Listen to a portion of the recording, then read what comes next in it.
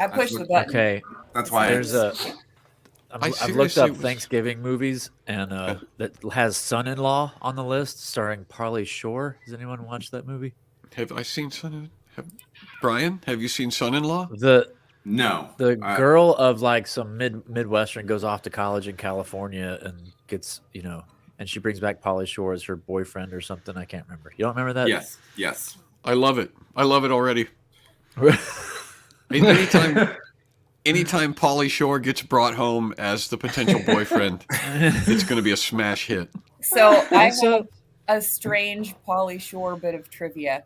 When I was in high school, Pauly Shore. Pauly Shore. I was going to say, is there another kind of Pauly Shore trivia? This is really, really obscure. Like when I was in high school, Pauly was in Indianapolis for some reason. He was going there for like an interview or something. And he stopped outside of Kokomo for gas. And really? Yeah. And a kid in our class was telling this story because he saw him at, actually, Dad, what gas station would have been right outside of Kokomo that would have been significant? At the Speedway? No, outside, like north, Kokomo. toward Indy or south. Oh, the Kokomo gas? Farther, like the significant one where they have the sign that everybody wants to take a picture with, and it doesn't exist anymore. But it used to. Oh, eat here and get gas. The Cheryl's. What was Cheryl's known for? That's in Tipton. Well, yeah. Cheryl's. It was called Eat Here and Get Gas. Yeah, the sign always. Oh, that's why. Get gas. And that's great. So according to my classmate, he was like, "Oh, guys." He said it in the middle of class. Like he sticks his hand up in the middle of math class. And that's when Hitler, yes, Jimmy. Our math teacher goes, "Is this significant or is this important?" And he's like, "Yes, I saw Pauly Shore at Cheryl's Eat Here and Get Gas. You know the place," he says. "You remember the place that says Eat Here and Get Gas?" Pauly was there. And I was like, "Hey, Pauly." And like everybody in the class looks at him, and he's like, "That's it. That's the end of the conversation." I got a question. Was this like on a Wednesday, and he forgot to tell y'all for like 2 days, and then all of a sudden in the middle of the week, he remembered it? I have no idea. That kid was totally known for the like ADHD moments. He drove our teachers crazy, but I still remember. Like 20 years later, I think that is the official Pauly Shore salutation, isn't it? Like, hey, Pauly. Hey, Pauly. You gotta do it. Yeah, hey, Pauly. Buddy, chilling with the week. And people say nothing ever happens in Kokomo. They just don't know. Well, technically, on the flip side, that was it. Tipton's the happening, the mecca of celebrity sightings in Indiana. It is, apparently. And I have eaten many lunches at Eat Here and Get Gas. I heard that Carrot Top just once filled up at the in Terre Haute. Yeah. And Carrot Top, Pauly Shore, and Andrew Dice Clay were all eating a burrito from. There you go, Andrew Dice Clay. Andrew Dice Clay is the right thing. I'm trying to think of other obscure celebrities who. I'm eating a burrito here.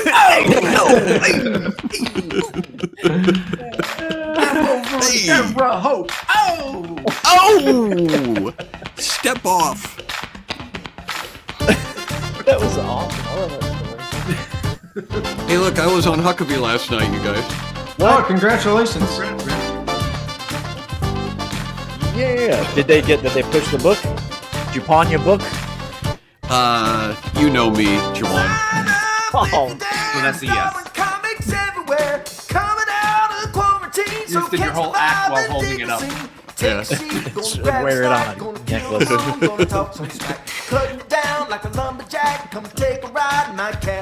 I didn't know you were going to be on Huckabee, John. That's cool. Yeah, I tried to keep it a secret.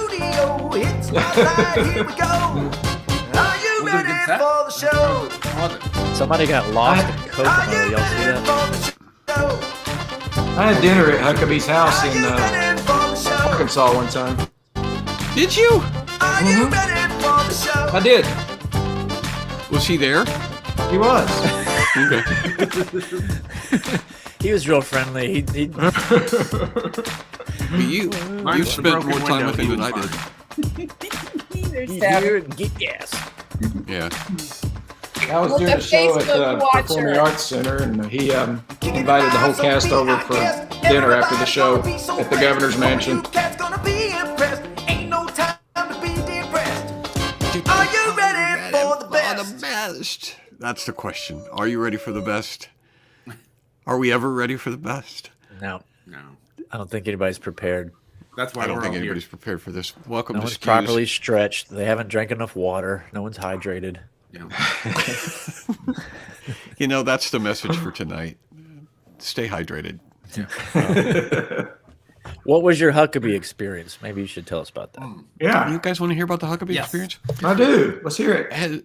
Well, JT has actually eaten at his house, so he's had a little more We'll have Huckabee a Pet his experience story than I dog and have. stuff.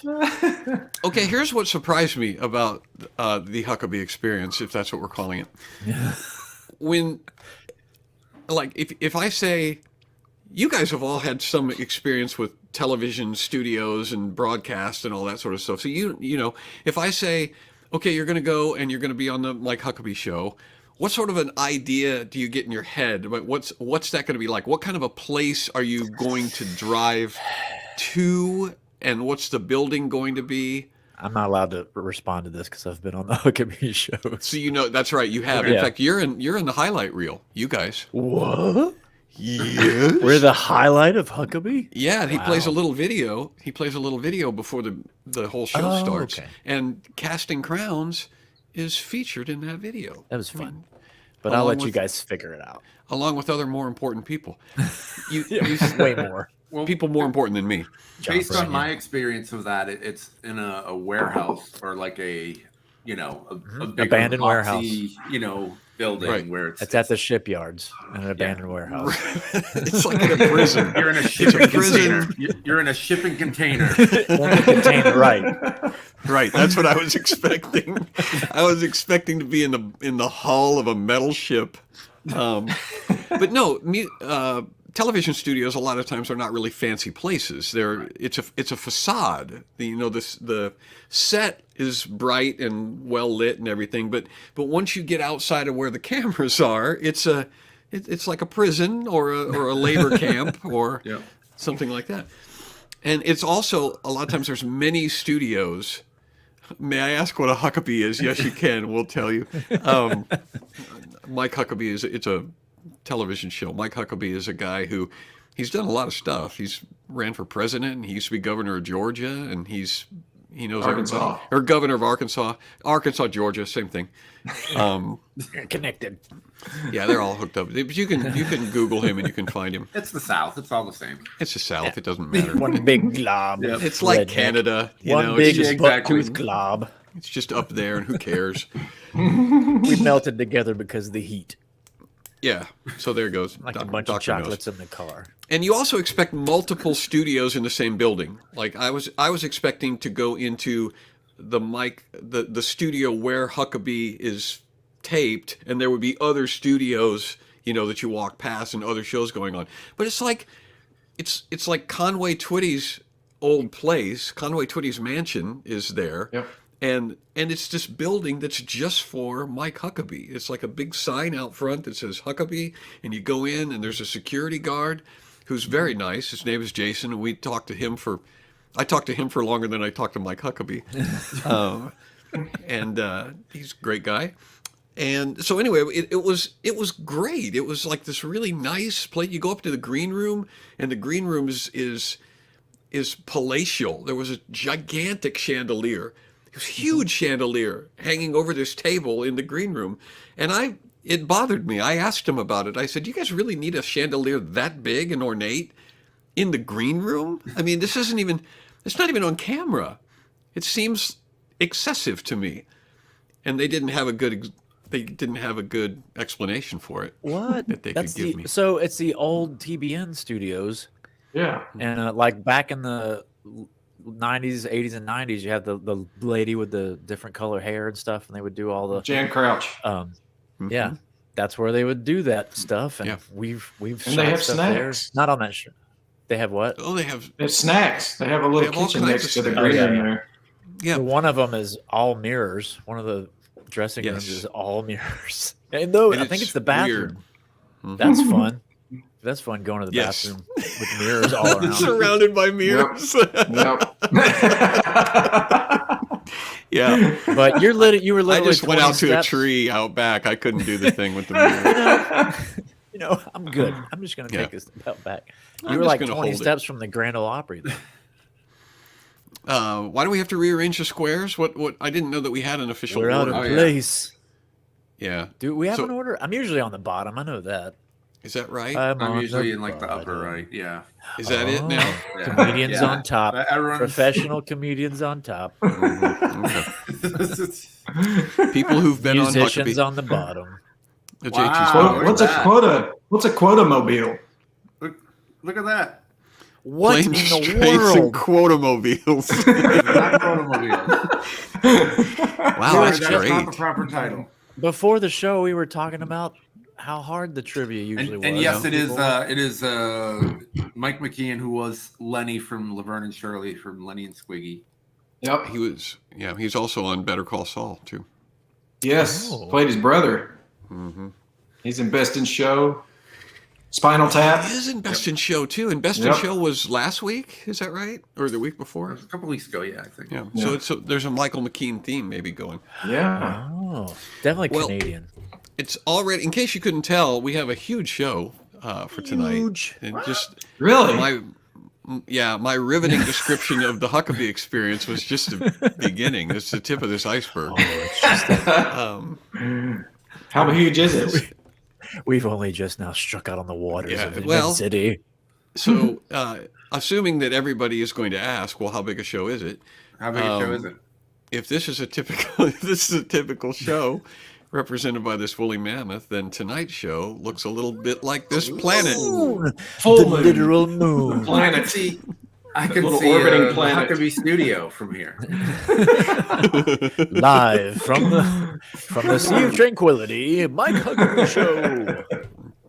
I got all sorts of grief for the moon being a planet thing. Like, Rightly so. it extended beyond this show and went out to like Instagram and That's social funny. media. Yeah, there we go. Chris That was Pratt it. called him and said it. It was how he feels. Yeah. One of the guys from the comedy clique actually made a meme and posted it. It was a picture of the moon. And it said, "Look at that little planet," said one person ever. That's no planet. That's no planet. It's a battle station. Yeah, but I'm fine. If I can say something that's going to give you guys that much joy and that much ammunition, happy to do it. So, it's a big show tonight. It's daylight savings. Yay! And we're celebrating daylight saving in all of its many facets. And so, All of its dark black glory. well, before we get to that, we do need to give a shout out to our clickers who I haven't picked yet. So hold on a minute. Keep it going. Hold on a minute.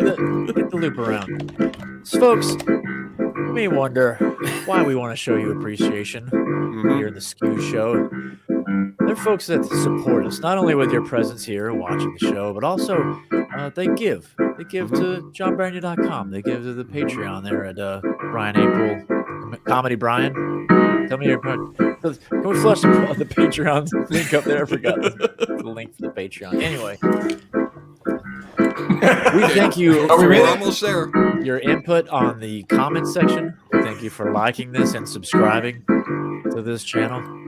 Most of all, we want you to join our clique. Yeah, we're We're almost going to there. say this again in the Snappy wrap-up.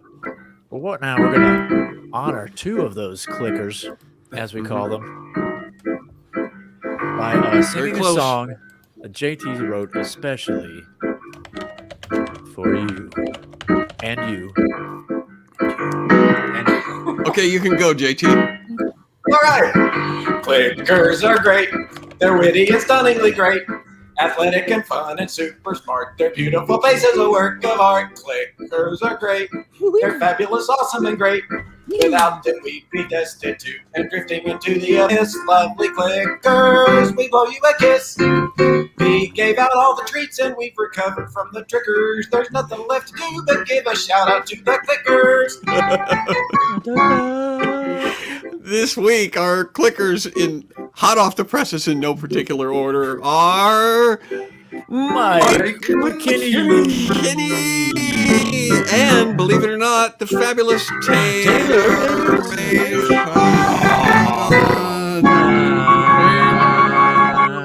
That is the Taylor Mason. Oh, nice.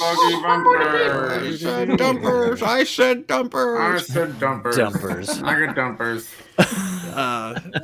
Thank you to all of our clickers, especially to the people that we named tonight. If you would like to become a click member yourself and have us mispronounce and make fun of your name, then we would love to have you go to johnbrandy.com.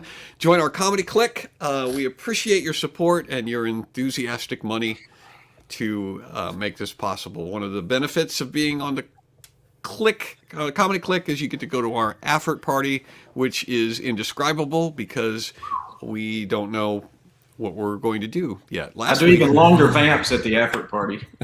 That's right. JT will do longer vamps. Longer. He'll take requests. Yeah. Last week we finished up the Scribblenauts haunted house. We finished it. So it's just Did it? Was it pretty easy, or man? Why didn't I catch that? Oh, that's right. Well, it's not terribly Thanks. challenging anyway. Oh, just a little fun little like a Google Doodle. Right. Well, like we discussed, Scribblenauts is not excessively challenging because you can solve almost every problem with some sort of a bomb, or a flamethrower. I didn't know that. I thought you had to be creative. So that's where it makes it fun, is when you come up with it. Right. Oh, right. But there was a possessed pair that was very angry and attacking people. An aggressive possessed pair. Very aggressive. Yeah. No, I could see how a bomb would help. Yeah, I see that. Yeah. But rather than and that's a good example, Brian, because there was a coffin that if you put something in it, then it would come to life, and so somebody suggested let's put a pear in there, and so we did. We put a pear in there, and the pear came out and just started attacking everybody. Yep. And so so the solution would have been, well, let's blow it up. But we built a fence and a heavy fence. But you're right, because the fence was being pushed by the pear, so it was a pretty aggressive, strong pair. And so then Brian suggested make the fence heavy. And so we Why did I feel like there was a pun coming? And then you said the pair was pushing a fence, apparently, and I was like, I don't see a pun. It feels like there's a pun coming, but I don't see it. No. It seems apparent. No, it was super fun, though. It's Scribblenauts. I could do Scribblenauts every week for the entire show. I mean, I love it that much, and so it is with great restraint that we do something other than Scribblenauts. Oh, yeah. Okay, tonight we have a couple of things that we need to do to get started. I was going to throw a curveball at JT because it's one of my favorite things to do. Do you have a song that you could perform that would be appropriate, have something to do with time? And I figured you would. Yes, I do. Yeah. Well, I just want to inform everyone that it. Oh no! That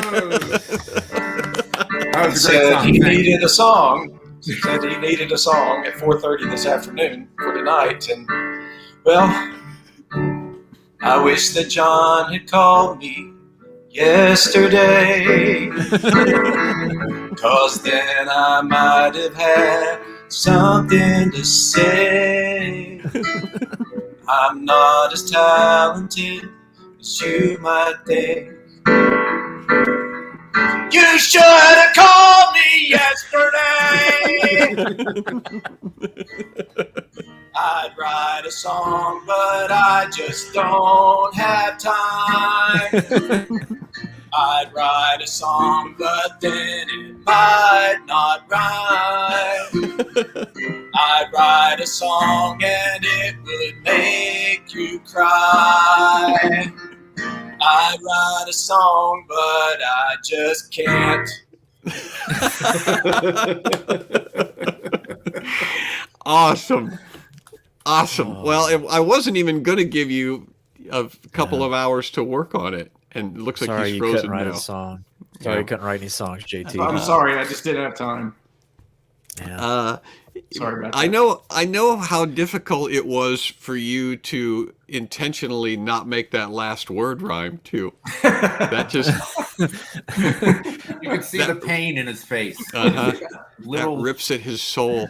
We had a question come up in homeschool. I think it was last week. The producer will have to give us if you're interested in the details. But they were trying to rhyme. What were the two words that they were rhyming? Do you remember, JT? It was like trying to rhyme. Caught. It was like bought. Yeah, it was caught and hot or pot. Yeah, caught like and pot and caught. What was it? JT's right. It was pot and caught. And Colin was trying to rhyme. Your son was trying to rhyme caught and pot. Right. And we couldn't figure out whether they actually rhymed or not. And so we went to JT and his. Well, I told Colin I was pretty sure that they did not rhyme because the AU in caught said ah instead of ah. And he looked at me skeptically, but I said, "Don't worry, we know a professional. I can ask someone who can settle this." Do not sweat. We know a guy who's OCD about this, and we can call him. And his verdict was that they do not, in fact, rhyme. Isn't that what you said? That's what I said. That is what I had said. That's what he said. He said, "Get that weak stuff out of here." Nope. And there's a such thing as a loose rhyme, right? You said you only use perfect rhymes, is the way you've put it out there before. But I think there's like loose rhymes or something. But you don't count that as part of canon. Yeah, the loose rhyme would be like caught and piano. Yeah, just kind of keeping it loose. Yeah. I mean, that's a very loose freedom. Rhyme. Yeah. Well, we're just trying to be accurate here. We're trying to educate. Yeah. Well, I would have let it go too. Like caught and pot is close enough for me, but that's a grandpa answer. Yeah, Amber has a good thing. What if it's caught? C-O-T. Yeah, caught and pot, but he had actually spelled it caught. C-A-U-G-H-T because he's learning the phonics rules, like all the special sounds, and so he knew what he was. He knew what he was trying to say, and I was like, I don't. Maybe if you use a British accent, don't how you figure out. Don't let him go to New York. don't let him go to Long Island or New York. Right. That will mess up that theory. I was just going to suggest that maybe if he just starts referring to them as like pots and pans and cut. What? I caught my pot and pan. Caught. Dropping something in the pot because it's hot. All right, so it's daylight savings time, and daylight saving time I have discovered is kind of annoying to some people. Some people are like hugely annoyed by daylight savings. Are you one of those people, JT? You were nodding pretty quickly. Yeah, I don't like it when it gets dark at 5 o'clock. Okay. Oh, I don't like when I get to sleep more.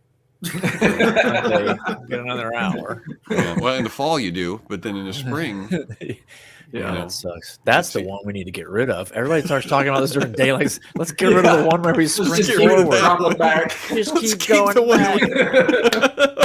Let's only go. Just go backwards. Let's keep going an hour backwards every time. Nostalgia is in, folks. It's the new thing. It's the new old thing. That's great.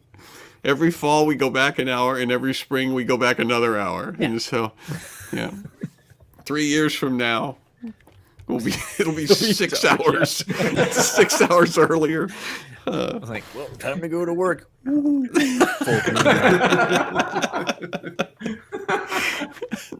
was the best owl impression ever, by the way. So we fortunately have somebody who is a dedicated apologizer Brian April will take full responsibility for everything that upsets everybody anytime. And so he's come prepared to actually apologize for daylight saving time. Yeah. JT, can you give me a little apology music, please? Sure.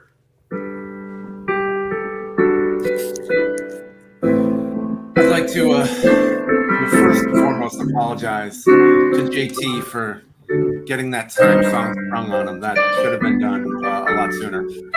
But as far as daylight saving time, I want to apologize that most people mispronounce it and call it daylight savings time when it's actually daylight saving time. I know it causes confusion, that little S, it's very hard.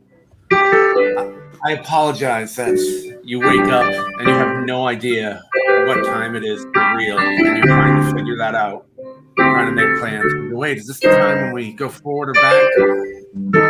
And then you show up late to work and you're fired. Or you show up an extra hour early and you're not allowed in the building, and so you have to break in, and then you're fired for breaking into your office. So I thought it'd be fun to do that, and I put together this plan to do it. And I want to apologize for the people in Arizona and parts of Indiana who decide, we're not doing anything, and we just confuse everybody even more because you crossed the state line and you just traveled into the future, or maybe back to the past. I don't know. It's so hard to tell. I want to apologize for it getting dark at 3 in the afternoon. And you feel like you never see the sun anymore. I apologize that you wake up and it's dark. You go to work and you leave and it's dark. I'm really sorry. I thought it would be a good idea back in the 1700s or whenever for farmers, and I was wrong. So I'm sorry.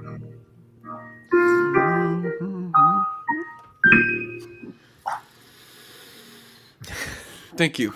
It takes a big man to admit when he's wrong, Brian, and you are that big man. I'm sorry.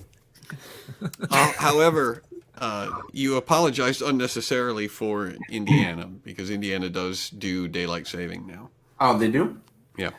I'm sorry I didn't know that. I didn't do the research for the bit, and I should have been prepared. You asked me to do that also last minute, and I should have just dropped everything and figured out all the daylight times and the time zones, and figured out the origins, and I didn't do it, so I'm sorry. Yep. Apparently I was too loud during your apology too, Brian. So could you apologize for me for my volume?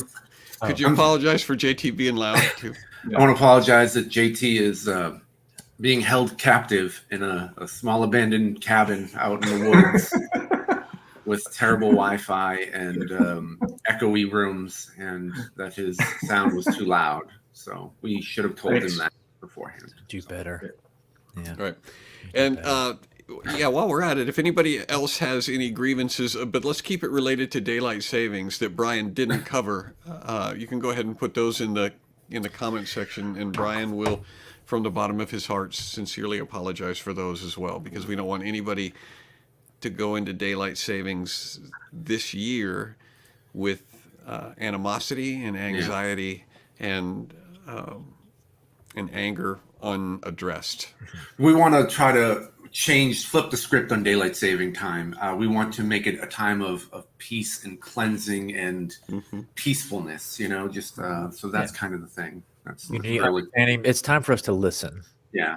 I have something too. We don't have to apologize at this exact moment for it. We can wait till we've collected them all and maybe put it at the end of the show. But nice. I do think that an apology is in order for the way that all of our children, my nieces and nephews, have been acting today, like heathen and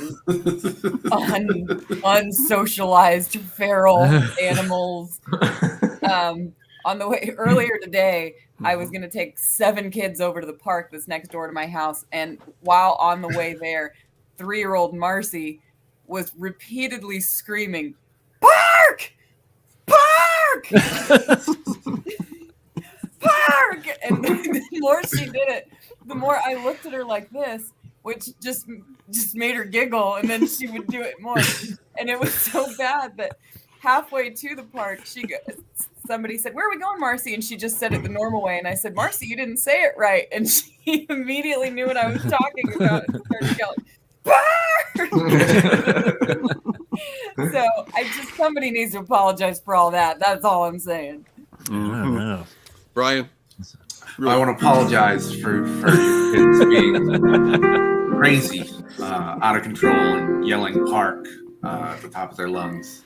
Mm-hmm. As you can see what happened, Mandy brought 7 kids to the park and left them there, and she'll pick them up tomorrow. They'll be fine. Yep. There's strength in numbers. I also want to apologize for the dogs that wanted to be fed early because they can't read the clock. Ridiculous. You think by now they would know it was coming. And I also want to apologize for that feeling that it takes you like 4 days to just get adjusted to doing nothing except letting your clock update. Mm-hmm. I also want to apologize for those of you who have microwaves or stoves that have power, and you got to go ahead and try to figure out how to program it every 6 months so that you can change it. And so, again, those showing up to, late to church and act like they didn't know what was happening again. So you use it as an excuse, and that is unacceptable for a pastor to do. Some people accidentally showed up for Sunday school. That was interesting. They just wanted to go to the church service, but they were like, "What is this?" Right. I tried to skip Sunday school and daylight saving. Oh, yeah. Paul F. Tompkins has a thing about daylight saving time, which is pretty funny, where he talks about, because somebody said, one of the King sisters, I think, said, "Why is it such a big deal? It's an hour. Why do we make such a big deal?" And that's his point. He's like, it's just an hour. What year is it? Who's the president? Yeah.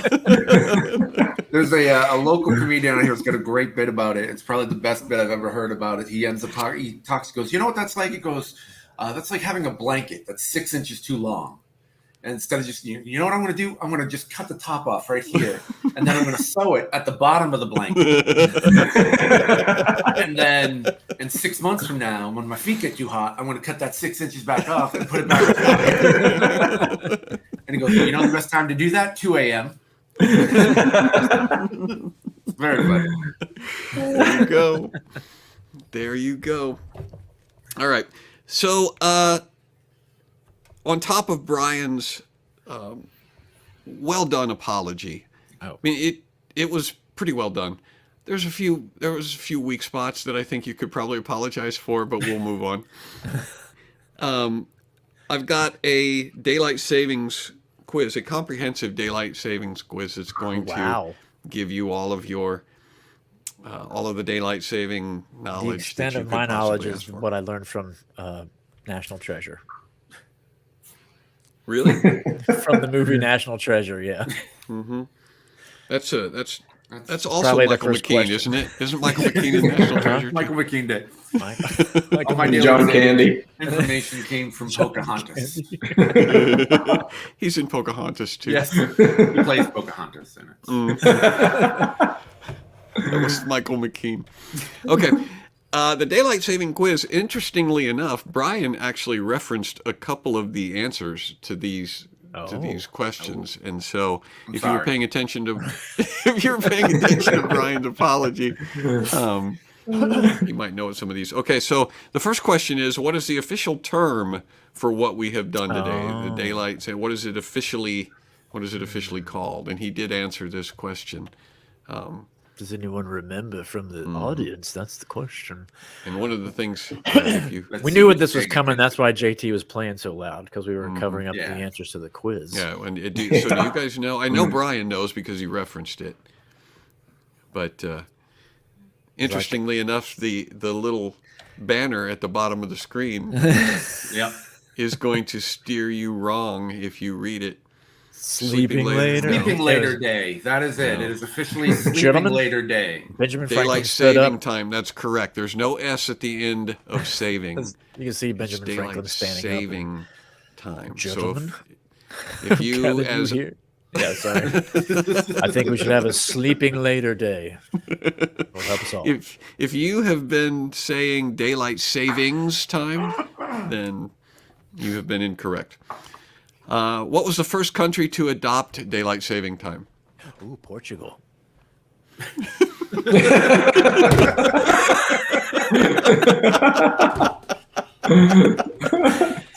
It was the help. It was the help there, wasn't it? The stallions, the Lipizzaner stallions, they weren't sleeping so well. Absolutely no inhibitions. He just says the first thing that pops into his mind. Ooh, Fiji. No, Germany? Figure. Oh, wow, that's 2 for Germany. Yeah, it was Germany. What? Germany. Figures. Did they have a wait, what year? Do you have the year? Hey, don't get ahead. Okay. It began initially as a way to conserve electricity for the war effort during World War I, WW1. Germany and Austria were the first to implement the practice, followed by the United Kingdom, several other European nations, and the United States. The U.S. implemented daylight saving time in 1918 and repealed it in 1919. So we tried it for 12 months. We're like, yeah, okay. All right. Now, what was the purpose of the Uniform Time Act of 1966? Oh, my gosh. The purpose of the Uniform Time Act of 1966. Was that the same time we tried to go metric? That was a wild year for legislation, you guys. It was crazy. All The rest of the world was doing this thing, and we're like, yeah, we're not doing it. Sorry. It has something to do with daylight saving time. That's where they said no. Yeah, all year round we keep the same. That's what I'm going to go with. All year round, same 24 hours, no adjustments. That's what I'm going with. No, that's not right. Uniform time. I would say so that they we have lose an to hour's follow sleep. the Nope, same nope. structure and go. You are now officially. Oh, once a year, this is at 2 a.m., 1966. a horn goes off and wakes everybody up, and you have to You have to jump into some sort of uniform. It's uniform. Uniform time. Everybody has to wear a pocket watch on their. That's right. Yeah. On a fob. Boy Scout or This guy's not wearing a uniform. Those are just overalls. And you ratted him out, and he went Exactly. We need an act of Congress to get this taken care of. All right. After the national repeal in 1919, some states and cities, including New York and Chicago, continued to shift their clocks. So National Daylight Savings Time returned during World War II, but after its repeal, 3 weeks later, after the war's end, the confusing hodgepodge resumed. So what you had was a bunch of different cities and regions that were continuing to do daylight savings, even though nationally it had been repealed and it wasn't observed anymore. And people were taking lunch breaks all over the place. Well, there was like different time zones sometimes, within a few miles of each other. You could go to it would be a different time. Do you think there were politicians running on this platform? 4 years we've had. It actually says, because this is America and states are sovereign, states and localities could start and end daylight savings whenever they pleased. A system that Time Magazine, an aptly named source, described in 1963 as a chaos of clocks. So they were not only observing daylight savings times, they weren't even observing it during the same periods of time. And so you had different regions with different ways of observing daylight savings time. I wish we lived in a time where that was news. I wish you open the paper and you're like, what? Go back to simpler times. We talk about that. So in 1965, there were 23 different pairs of start and end dates in Iowa alone. And St. Paul, Minnesota even began daylight savings 2 weeks before the Twin City of Minneapolis. So you had St. Paul and Minneapolis they were in different time zones, right? They hated each other. Passengers on a 35-mile bus ride from Steubenville, Ohio to Moundsville, West Virginia passed through 7 time changes. Order finally came in 1960. I'm sorry. The Hatfields and McCoys had 2 different time zones too. That's why they fought so much. It's shooting time. No, it's time for lunch. When are we going to start the shooting? Is that our time or your time? That's probably what the feud was about. Yeah, exactly. What time is it? I'll tell you what time it is. I said it's 7. No, it's 6. It's not 7 o'clock. It's 8 o'clock. Die, McCoy. 1966, the enactment of the Uniform Time Act, which standardized daylight saving time from the last Sunday in April to the last Sunday in October, although states had the option of remaining on standard time year-round. Or you could do what Indiana did for a number of years, which is you have the upper region of the state would do daylight savings and it was actually in a different time zone. We were in Central Time Zone up near Chicago, and then the rest of the state was in Eastern Time. And so you could drive from where we lived in LaPorte up to Gary, Indiana, and you were in a different time zone. That's good for people who think of things to say way after the conversation. Let's drive up the road. I really had something. I thought of something to say to you. Insult. Really good. Really good. I'll have a really good comeback to your insult. Or if you drive an hour up the road. You just wait for the lottery to go at like 7, and then you're like, I'll be right back. And then you drive to Gary, Indiana, and you're like, buy the lottery tickets. Yeah. Right. It worked just like that. Yeah. And you had to be careful.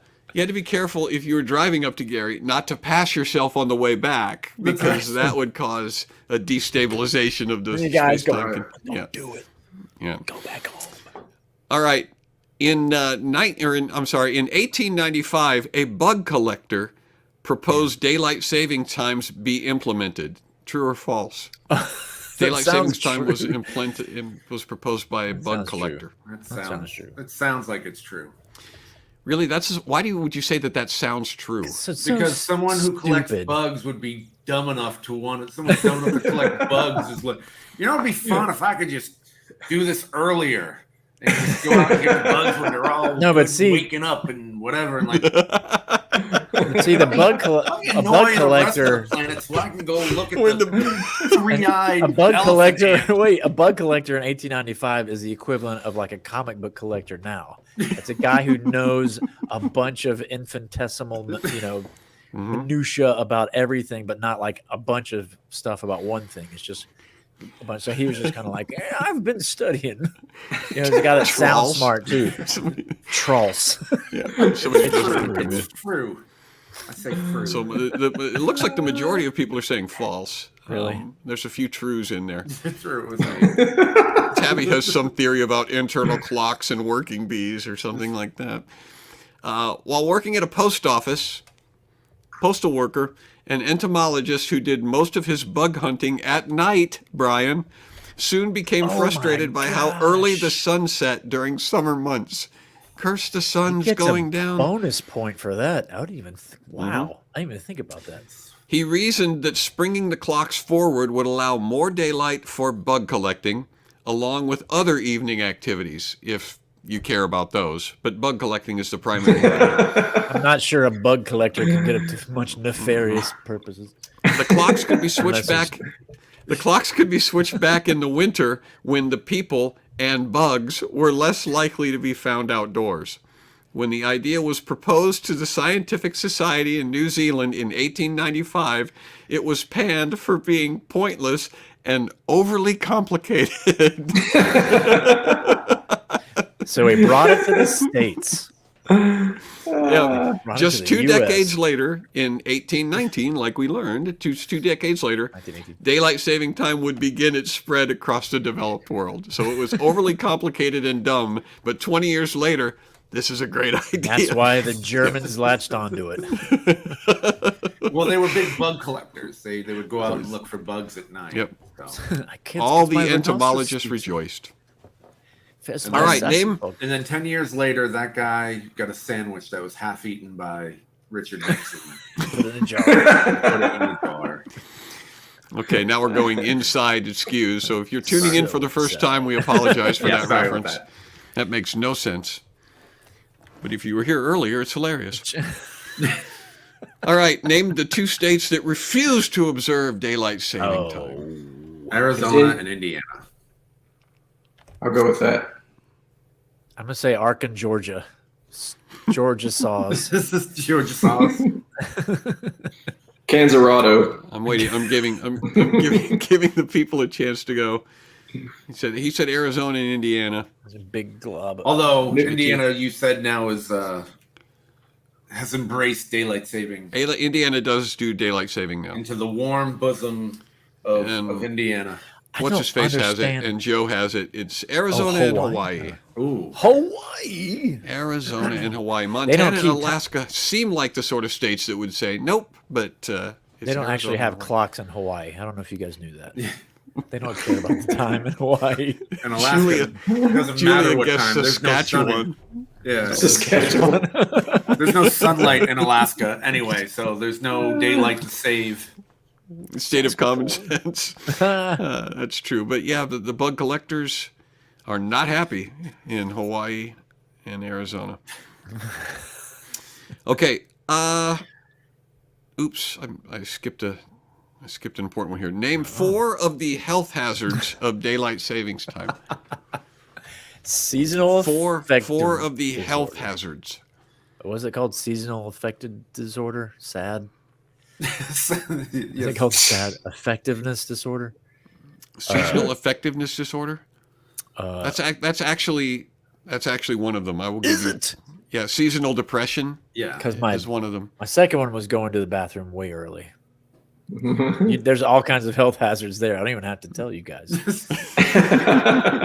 But you did anyway. The bed rail, the door jam, all those things that you run into going to the bathroom on your way there.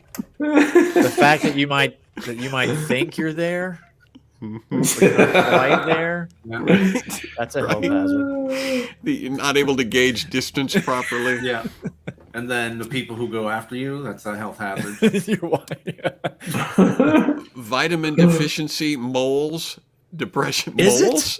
No. Was it? She said moles, vitamin. Lack of sleep, more time to drink.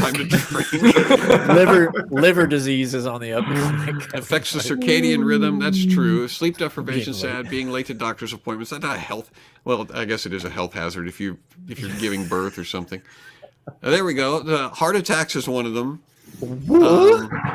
Flammable socks is not one of them. Sliding on ice or ice-like leaves. That's not health. from daylight saving time. How is heart attacks associated with daylight saving? It's one of them. It's an increased risk of heart attack. Says it on is the one. paper. Seasonal depression is 2. And several people have said it, a reduced immune system so that you're more susceptible to other illnesses. And then stroke. Stroke is of course. Those daylight saving serious, causes stroke. But on the plus side, we get to look for bugs at That's one of the side effects of having a stroke. Poor Gunja passed interest away. in entomology. Exactly. He was roping his roach. He was netting a rare beetle outside, and he had a heart attack and died. I can't stop collecting bugs. What's wrong with me? Maybe you've had a stroke, my friend. Are you in Hawaii or Arizona? You should move there. Do you like bugs? Do you like collecting bugs at night? Do you have no friends? And are you afraid of flammable socks? If so, what is the flammable socks? Is that just silliness, or is there a story behind it? Oh, is it connected to something? Is it a meme? It's one of those memes. Well, I mean, that's because they have they have those heated socks in Canada because it's so cold that they plug them in they plug them into the wall, and you can't. Kind of like Thanksgiving when you do the turkey in the deep fryer, it always sets a fire. They have that in Canada. So you got to ease your feet in. You got to be careful of the flammable socks. Make sure you put it on a timer, and don't fall asleep with the flammable socks on high and flammable. Okay. I'm just making stuff up. Benjamin Franklin was the first one to seriously propose daylight saving time. Benjamin Franklin was the first to seriously propose daylight saving time. True or false? Well, like I said, I watched the movie National Treasure with Nicolas Cage and some other people. Oh, John John Voight's Candy. in it. John Voight. And John Candy. McKean. Mike McKeon's in it. Mike McKeon, John Candy. Yeah. Catherine O'Hara. I say true. Pauly Shore. Pauly Shore. Savings, buddy. Farce actually, is it with a C? What it means? A lot of people saying true. True seems to be the thing. He wanted more daylight to play with electricity. True. I think Chris in the classroom said nice. Maybe true. He said false, and then he said maybe true. So he was swayed by public opinion. So here's the deal. Benjamin Franklin, by the time the 78-year-old American took a trip to Paris in 1784, the man who espoused the virtues of early to bed and early to rise, that's Franklin, was not practicing what he preached. After being unpleasantly stirred from sleep at 6 a.m. by the summer sun, the founding father penned a satirical essay in which he calculated that Parisians, simply by waking up at dawn, could save the modern-day equivalent of $200 million through the economy of using sunshine instead of candles. As a result of this essay, Franklin is often erroneously given the honor of inventing daylight savings time, but he only proposed a change in sleep schedules, not in time itself. So he wrote an article saying, hey, we could save a whole bunch of money if we just changed, if we just slept in and woke up when the sun was up rather than burning candles. Are you telling me I was misinformed by a movie? It was a joke, yeah. It was a movie about history. And it contained erroneous information. But they don't say is Big Candle had a media push. That's what they don't tell you. Yeah, they don't tell you about Big Candle, and they were, Big Wax, and all of their power. Yeah, but Brian, Joanne, that's exactly why we're doing this quiz, is to straighten out all of the misconceptions that people have. What's funny is you think Ben Franklin would have heard of curtains. Just draw the curtains, Ben. Yep. You're a smart guy. You'd think he would know, wouldn't you? If there was only a way to stop the sun from coming into my room like I have with this door. All right. There was some sort of... If only there was some way to blot out the sun from coming through my window. That's when he sketched the first idea for the giant umbrella. I know. I'll put a kite over the window. It's still bleeding through in the sun at the bottom because it's the shape of a diamond. Forget it. This will never work. I can't even hang it from anything. Keep working, Ben. All right, last question. How much energy is conserved because of daylight saving time? We're talking about zero, because we're always talking about it every year. We always spend a lot of energy talking about daylight savings time. No, just not our personal energy, not our interpersonal energy derived from calories, but I'm talking about the amount of energy produced. Megajoules or gigawatts or I'll say 7. What terminology? 7. Here's a great number. 0.0008. We're doing, what's the unit of measure?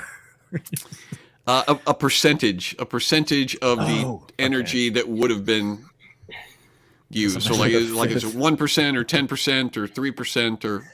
But then don't you use it on the other end because it gets dark? Like in Boston and Massachusetts, because it's so far over there, it literally will get dark at 3:30 in the afternoon. Yeah, and you will really. That's why we're also bitter up there. Bitter. That's really why. Bitter. Bitter. We're wicked bitter. Bitter. Wicked bitter. That was one of the other health hazards. Is wicked bitterness. Yeah, I'm gonna go to Dunkin's and get a coffee. Dunkin' Donut. Get a coffee. Coffee and a quat. A coffee and a pull-out quat. And a pot. In a pot. A pot and a coffee. 10%. Oh, somebody said 1.21. 10%. Yeah. Somebody. And the gigawatts answers are killing me. 1.21 gigawatts. 1.21 gigawatts. I'm glad we have daylight saving because we can travel back in time now. Mm-hmm. TeachCon said 42. I appreciate that answer. Yeah, go back in time and find the guy who proposed daylight saving, and then just like abduct him so he never does it, or introduce him to something other than bug hunting. Right. that idea is so good. Someone would think about it. Someone else would think about it. He was just the first one to be brave enough to stand up in front of the New Zealand Parliament and give an overly complicated, useless explanation. I now know what I would do if I had the ability to time travel. I would go find that man and stop him. Crush his bugs. You like send him a message and throw his bug collection on the ground and crush him. Like, look, this will happen to you. Keep setting our clocks back. You don't keep your mouth shut. Until we see him. Having the guts to stand up in front of the New Zealand Parliament and propose. Here's what I think we should do. Who let him in here? Why is this man in here? I'm having a dreadfully difficult time collecting my bugs, so I would like everybody. Less than 1%. Oh, is it less than 1%? Well, this is what the debate is, but 1% is the number dating back to a number of years. Daylight savings advocates have touted that energy conservation as an economic benefit. We got to do daylight savings because it's good for the energy. U.S. Department of Transportation study in the 1970s, concluded that total electrical savings associated with daylight savings time amounted to about 1% in the spring and the fall months. Now, a 1% savings is significant if you're talking about the total, energy usage. And so you could justify it if it was, 1%. Interesting. However, that was the 70s too, because they were like 12-cylinder cars and 5,000-watt light bulbs. And stuff, right. and that's exactly right. And so this is also only 5 years after they figured out, oh, you know what, we probably better have some sort of universal daylight savings time. Just remember 5 years ago how much everything was. It's 5 o'clock. Remember how we almost destroyed the country with our 5 o'clock in Indiana. It's Tuesday in Iowa. It's not even the same month. So as air conditioning has become more widespread, the recent studies have found that the cost savings on lighting are more than offset by the greater expenses in cooling. Because people it doesn't cost as much to run a light bulb as it does to run an air conditioner. Yeah, they blame don't run Florida. Much AC in December, Well, I think they're thinking about the spring and not the fall. This is another time to blame Florida. Yeah, they never turn their AC off. So the University of California, Santa Barbara economists calculated that Indiana's move to statewide daylight saving times led to a 1% rise in residential electricity use through additional demand for air conditioning. So there you go. Indiana, again, in the center of the daylight saving controversy and gumming up the works. We just can't get it right, no matter what we do. So stupid. I just feel like that should be, like we should throw it to you like and now with a live report on the trouble in Indiana on daily savings, John Brennan. That's right, we're here again. It's that time again. People cannot get together. It is crazy this year. People are just like turning on their air conditionings. People are hitting people with shovels. Over to you, John. And then all you see is a black screen because I'm not broadcasting yet because I'm not in the same time zone as you. Presentation will begin in 5 minutes. You're in an hour. 5-minute countdown. All right, so that's the end of my exhaustive and comprehensive daylight saving quiz. Now you know everything that there is to know about daylight saving. Yep. It was brilliant. Funny that it was only like 10 questions. Mm-hmm. And that's our show. Now, before we go tonight, though, I do want to make an announcement that the fermented herring has arrived at the house. Yes. And are you carrying it like a glass vase? Like you don't want it to crack at all. So you don't want anything bad to happen to it. It is funny that you should bring that up. Down real easy. It's funny you should bring that up, Juan DeVivo, because it arrived in a box that was packed with enough packing material that you could have shipped a Ming vase in it. It was very well packed, and I pulled it out, and there's actually 2 cans. I got 2 cans, nice. in case it's so popular that we all want to try it. I got 2 cans. Busted out for Thanksgiving. And I kid you not, these are metal cans, like soup cans that are sealed at the top and the bottom, welded shut. And they're bumped up on the top, like the pressure has pushed out the cans. Oh no! Like a jimmy pop. Yes. Both of them are pushed out on the end. So when we open these cans, they're going to go, and gas is going to escape. I'm sick. And if this is your first time tuning in, you're going, "What's pickled herring?" It's not pickled herring; it's fermented herring. Make no mistake, we're not talking about pickled herring. It's fermented herring, and look it up. Look up the fermented herring challenge, and our beloved Joseph Farkas is going to do this challenge. I've already been told by our producer that we are not going to be broadcasting this live because I'm not going to broadcast vomit on live stream. I was worried about the language content. Yeah, lose some language. Joe have a 7-second delay. Joe is super confident that this is going to be a thing that that he's going to be able to do because he eats garbage all the time anyway. But this isn't just garbage, though. This is like elevated garbage. So we haven't figured out exactly how we're going to do this. Whether we you got crime scene investigators throwing up when they're trying to eat this thing on YouTube. They're like, I've seen dead bodies. Can we?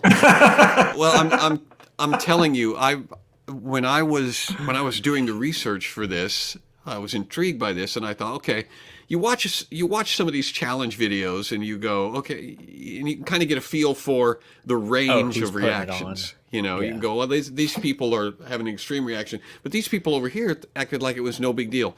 I have not found a reaction video. I've not seen anybody do this challenge and go, that was no big deal. Like everybody has this, I think I would prefer to die than to stay another minute in this room with this fish. And they're not even eating it. This is like the reaction that happens when they just open the can and people are like, I no longer have the will to live on the planet.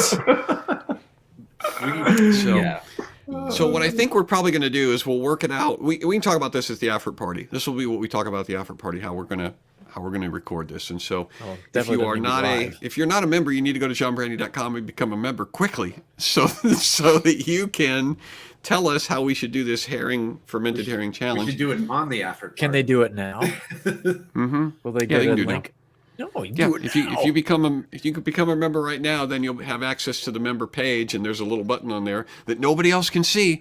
Other people can go to the member page, but they can't see that stuff.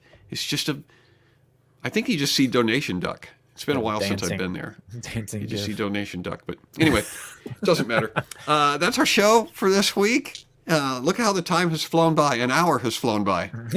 And that's It's like we lost an hour. Yeah, we lost daylight saving hour. It went at the same speed as a regular hour, which is weird. Crazy. So I don't know how we do the snappy wrap up this week. Well, I'm going to have Brian do the snappy wrap up. Yay. I just decided. Wow. So we're going to say goodbye to the other 3. See them at the effort party. I think we're actually going to play a game. They don't even know about that yet. Oh. Bye, guys. See you in an hour. And Brian, I want you to read our members like you were just doing the newscaster over to you, like you're on a staff with all of our clickers and you're trying to send them to the next segment. Okay. So here we go. Our top story tonight, the Comedy Click. That's right. Laura Adams, Jenny Anderson. And now over to David Brannion, who's here with the weather. What's it going to be like, David? Thank you, David. It's going to be dark and miserable. And there's Rachel King with sports, who has no idea about sports because she's from Canada. And here's Chance Rogers with a cute, heartwarming story about the cat that needs a heart transplant. And you can do it. Daniel Zarn, that is all the time we have. We hope to see you next week. And Things That Can Kill You coming up tomorrow at 11.